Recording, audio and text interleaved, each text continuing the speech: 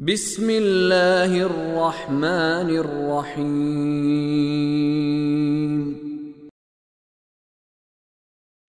اعلموا ان اللہ شدید العقاب وان اللہ غفور رحیم ما علی الرسول الا البلاغ واللہ يعلم ما تبدون وما تكتمون قل لا يستوي الخبيث والطيب ولو أعجبك كثرة الخبيث فاتقوا الله يا أولي الألباب لعلكم تفلحون 98 اعلموا.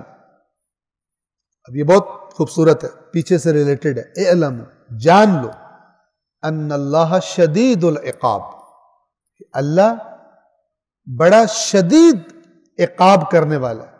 عقاب عقب سے ہے، یعنی وہ سزا جو جرم کے پیچھے پیچھے آتی ہے، یعنی وہ چھوڑے گا نہیں تمہیں، اور وہ اس کا عقاب بڑا شدید ہے. وَأَنَّ اللَّهَ غَفُورٌ رَحِيمٌ، اور یہ بھی جان لو کہ اللہ بہت زیادہ مغفرت کرنے والا اور خصوصی رحمتوں والا. اب یہ دونوں سے بات سمجھیے، یعنی اگر بات نہیں مانو گے تو پھر جان لو، پھر کسی غلط فہمی میں نہ رہنا کہ یہ اللہ جو احکام دے رہا ہے تم ان کو نہ مانو اور کہو اللہ بڑا غفور رحیم ہے. اس دھوکے میں مت رہنا. اللہ نے اپنی رحمتوں کو ریلیٹ کیا ہے قرآن میں کیسے؟ وَأَطِيعُوا اللَّهَ وَالرَّسُولَ لَعَلَّكُمْ تُرْحَمُونَ، اللہ اور رسول کی اطاعت کرو تاکہ تم پہ رحم کیا جائے. ٹھیک ہے؟ اور ہم کیا کرتے ہیں کہ جہاں پہ ہم نے کام نہیں کیا کہتے ہیں اللہ رحم کرے گا. ہم نے تو نہیں کیا، نہ ہم نے کرنا ہے، نہ ہم سے ہوتا ہے، اللہ رحم کرے گا. یہاں پہ اللہ رحم نہیں کرتا. بات مانو، ذمہ داری ادا کرو تاکہ اس رحمت کو تمہیں دیا جائے جو اللہ نے محنتی اور کام کرنے والوں کے لیے رکھی ہے، کام چوروں اور غیر ذمہ داروں کے لیے نہیں رکھی اللہ نے. جان لو کہ اللہ شدید سخت سزا دینے والا ہے، اور یہ بھی جان لو کہ اللہ بڑا مغفرت کرنے والا اور خصوصی رحمتوں والا.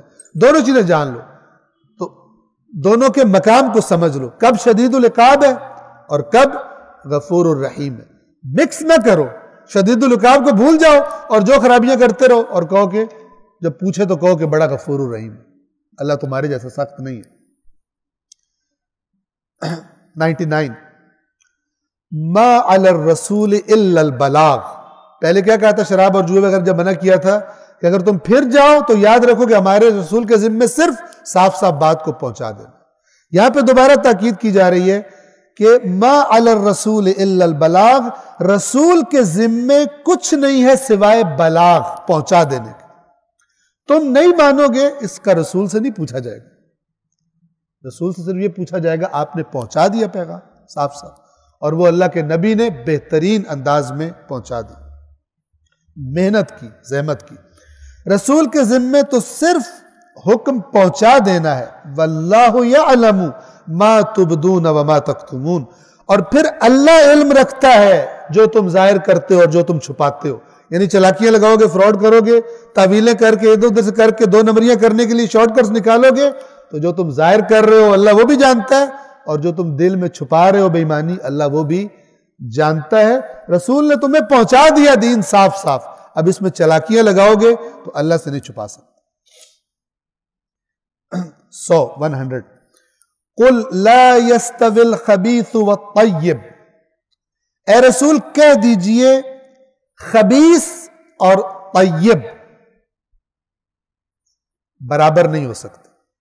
وَلَوْ أَعْجَبَكَ كَثْرَةُ الْخَبِيثِ، اگرچہ خبیث کی کثرت آپ کو اپنی طرف کھینچے ہی کیوں نہ. توجہ سے سنیے، خبیث کا معنی اگر آپ نے جاننا ہو تو کیونکہ طیب کے مقابلے میں آیا، طیب یعنی پاکیزہ، پاکیزگی اور خباثت، نجاست، گندگی، یہ کبھی بھی برابر نہیں ہو سکتے. اگرچہ خباثت اتنی زیادہ ہو کہ آپ کا بھی دل کرے میں بھی ادھر ہی جاؤں، ادھر زیادہ ووٹ ڈال رہے ہیں خباثت کو. ٹھیک ہے؟ اب دیکھیے اس کی مثالیں فراوان ہیں. آپ نے کہیں جانا تھا، مثال کے طور پر کسی شہر جانا ہے آپ نے، اور آپ وہاں پر بس سٹاپ پر گئے، وہاں پر آپ نے دیکھا جس شہر آپ نے جانا ہے اس کی بس بھی کھڑی ہوئی ہے اور کسی دوسرے شہر کی بس بھی کھڑی ہوئی ہے، لیکن آپ نے دیکھا کہ جس طرف میں نے جانا ہے وہ بس پرانے ماڈل کی ہے، ٹھیک ہے، اور جو دوسرے شہر کی بس ہے وہ نئے ماڈل کی ہے، ٹھیک ہے، اور گرمیوں کا موسم ہے، اس والی میں آپ کے شہر آپ کی منزل والی بس میں اے سی بھی نہیں ہے، دوسری والی میں اے سی بھی ہے، اس میں بندے بھی جو ہیں وہ تھوڑے سے بیٹھے ہوئے ہیں اور وہ جناب ادھر لائنیں لگی ہوئی ہیں، ادھر بندے ہی بندے ہیں۔ تو اب آپ کے خیال میں آپ کو ارادہ چینج کر دینا چاہیے، یار اس میں بیٹھتے ہیں جس میں اے سی بھی ہے، ماڈل بھی نیا ہے اور بندے بھی ادھر زیادہ ہیں۔ اگر آپ ایسا کریں گے تو دیکھنے والا کہے گا دماغ ٹھیک ہے، جانا کہاں ہے اور کدھر منہ اٹھا کے جا رہے ہو۔ اللہ بھی یہی کہتا ہے کہ حق کے راستے پر اکثر تھوڑے لوگ ہوتے ہیں، سختیاں ہوتی ہیں۔ تو آپ جو سٹاپ پہ گئے آپ نے دیکھا ابلیس کا پیکج بہت زبردست ہے، ٹھیک ہے نا، یا اسلام کے نام پر جو دوسری پروڈکٹ بیچی جا رہی ہے اسلام کی پیکنگ میں، یہ والا جو خطیب صاحب نے یا مولانا صاحب نے دین بتایا یہ بڑا زبردست ہے، اس میں ہماری بھی سیٹنگ ہے، ہمارے کاموں کی بھی اور بخشش بھی ہے، اور یہ والا جو ہے نا یہ ذرا ہمارے مزاج کا دین نہیں ہے، یہ والا سلیکٹ کر لیتے، ٹھیک ہے۔ تو یہ اللہ تعالیٰ کیا فرما رہا ہے کہ یاد رکھو خبیث اور طیب برابر نہیں ہوتے، اگرچہ خبیث اتنا زیادہ ہو کہ آپ کو یار سارے ادھر ہیں، کثرت خبیث آپ کو، اسی طرح ہم حرام اور حلال برابر نہیں ہو سکتے، اگرچہ حرام کی کثرت آپ کو کھینچے، حلال کی تنخواہ تھوڑی سی ہے، حرام طریقے کرو تو بہت زیادہ ہے۔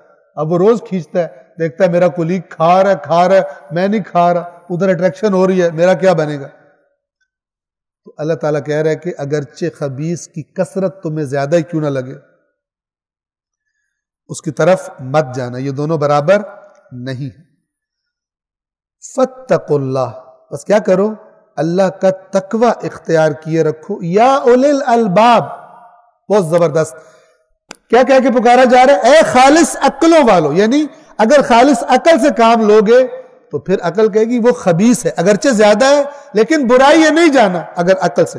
ہاں اگر عقل کو تم نے اپنی خواہشوں کے پریشر کے نیچے دے لیا، اپنے تعلقات، اپنی دوستیاں، رشتہ داریاں اس پریشر کے نیچے عقل کو لے آئے تو پھر تو وہ تقاضا کرے گی ادھر چلے جاؤ، اور اللہ بڑا غفور الرحیم ہے کہہ کر بعد میں ہم کر لیں گے توبہ، تو یہ کر لیں گے، یا ابھی کھانا ہے ریٹائرمنٹ کے بعد مدرسہ بنوا دیں گے، مسجد بنوا دیں گے، بڑا ٹائم پڑا ابھی پہلے کھا لو۔ تو یہ اللہ تعالیٰ یا اولی الالباب کہہ کے پکار رہا ہے، یعنی وہ عقل والی چیز کی طرف متوجہ کرا رہا ہے۔ فاتقوا اللہ یا اولی الالباب لعلکم تفلحون، پس اللہ کا تقوی اختیار کرو اے صاحبان عقل تاکہ تمہیں نجات ملے، خبیث کی طرف مت جانا اس کی کثرت کو دیکھ کر۔ اللہ العلی العظیم۔